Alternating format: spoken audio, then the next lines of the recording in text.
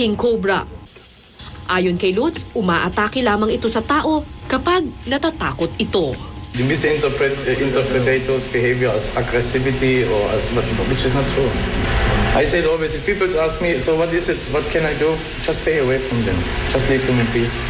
It's a very slender species. Pero matapos kong marinig ang kwento ng iba't ibang biktima ng banakon, mahirap paniwalaang hindi ito isang halimaw. Kaya ang hamon sa akin ni Mario Lutz, harapin mismo ang banakong kinatatakutan ko.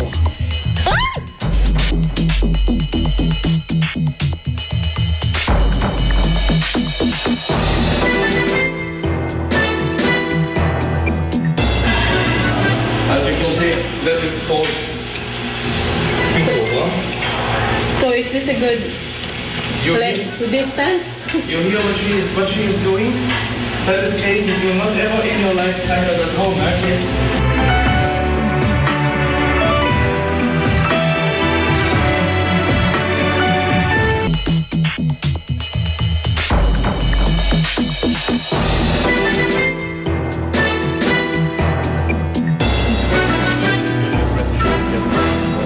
Oh, really? She cannot bite me.